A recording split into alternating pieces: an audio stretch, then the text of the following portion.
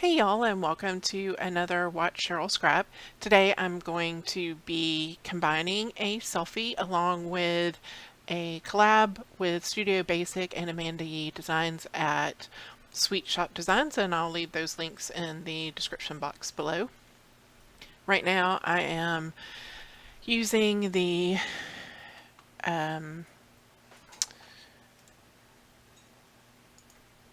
magic wand tool, and I selected the inside of the frame, and then I just went over and modified that selection so it's a little bit bigger, so that there was no open edges between the photo and the frame doodle. And I've added some paints in, and then I saw this notebook that was included in the kit, and I felt like I really wanted to use it like I was writing in a notebook that was my diary. So I've moved it over to the left side, which is where I will keep it, and I have placed those paints and just clipped them to the actual notebook, and I do end up unclipping them at the end, and I think I may do that off camera and just decreasing their size and moving them over because I didn't like how they looked on the edge of the notebook. It really took away the 3D aspect of the notebook. So and now I'm just going to add some more paints underneath the notebook now. This little heart clip I will move over to the far left in a little bit. Right now I'm just adding some little raindrops in the background. And I think after I add this flower I go looking and trying to decide about my background paper, but I'm not sure. Yes.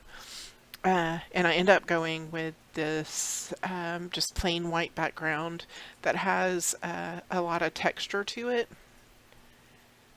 Like there's gesso and look at the pieces of string underneath papers. It looks really cool.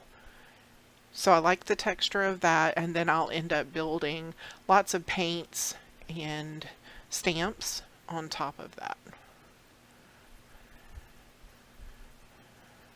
So there were quite a few papers that I wanted to use in the kit, and ended up picking three of my favorites: the XOXO pattern, the pink arrow pattern, and then the dotted piece. And then along with that I use, I'll add it in a little bit, it's a yellow torn notebook strip like a border, so I'll add that in.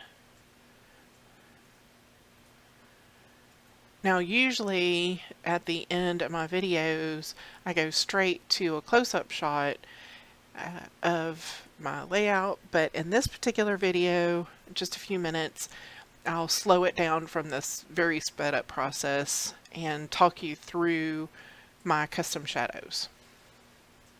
I did record the process because I had posted a video and I got some response that y'all were interested in seeing that. So just I'm adding stamps, putting them in different places. I like this vertical number strip, so I added that to the actual notebook itself, like I'd stamped a line of numbers there. Put in a little gold paint around with that number 7 stamp and some scribbles. And I really like how the dimensional elements work with the stamped and painted elements, the flat versus the textured and dimensional. So I'm just moving some of these things in here.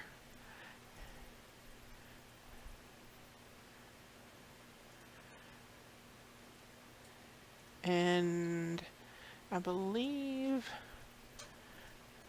this is where, no, I think I did do that off camera, the paint. I couldn't remember. Then I'm going to add in a couple of hearts, and those do end up getting moved, I think, off camera as well, up toward the raindrops a little bit more.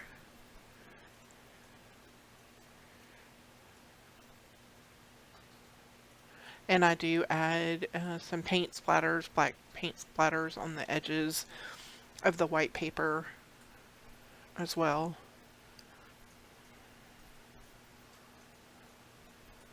And I think that's the last element that I put in. I determined that after going through all the blending modes that I was just going to leave it as an element and go ahead and shadow it.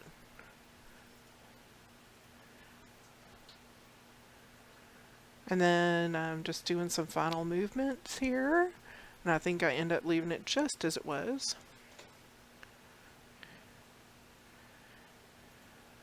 And now you'll see me begin my custom shadowing process.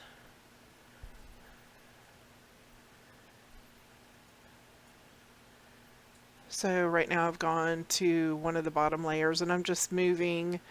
I've opened up the layer styles and just moving the shadow and then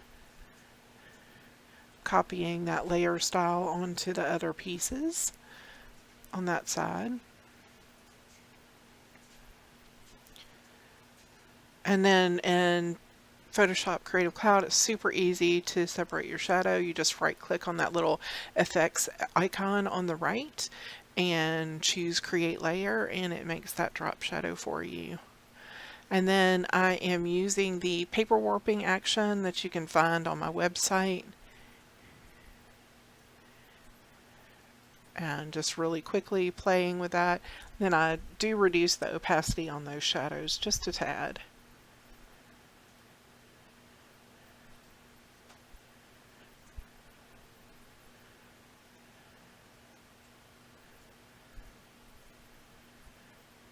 Okay, now I'm working on the notebook.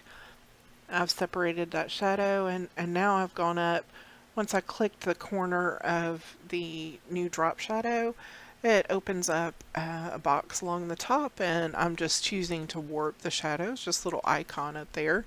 You can see it highlighted next to the stop and the accept check mark. You can see I've added a pretty deep shadow there because it is a notebook.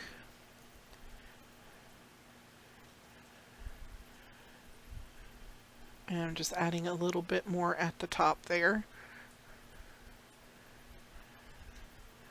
Making some little adjustments.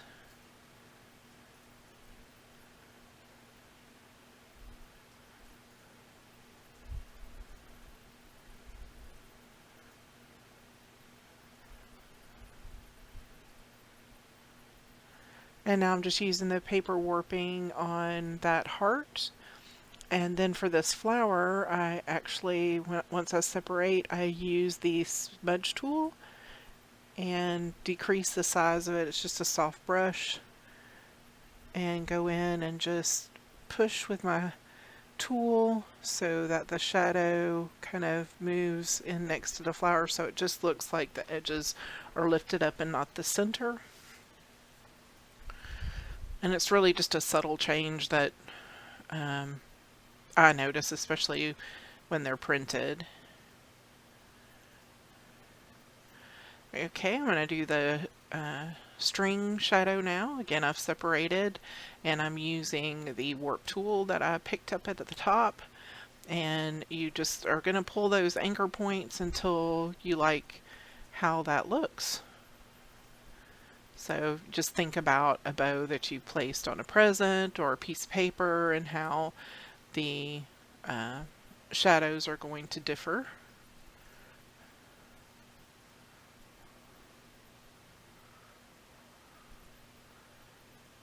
And you're not going to see that shadow much on the end of the string because it's right over the top of the dark piece of my photo. And then I'm going to use that smudge tool again. I'm just going to come in and make some little tiny adjustments to that string.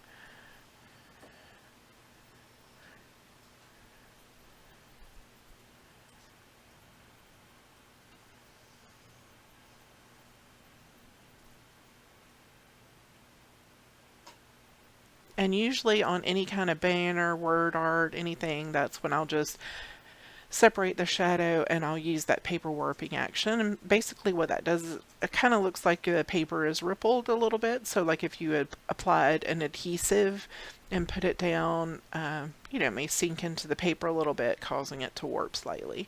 So that's all that I'm doing there. And then I add a bit more shadow to this flower cluster.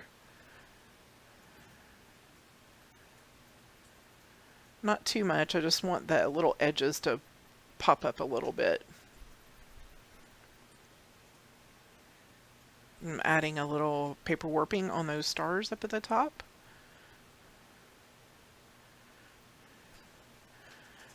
And I think this may be my last custom shadow is on this tag.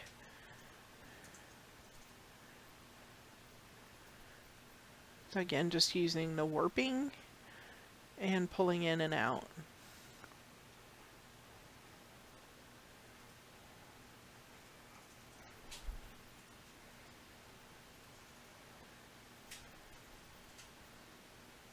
Okay.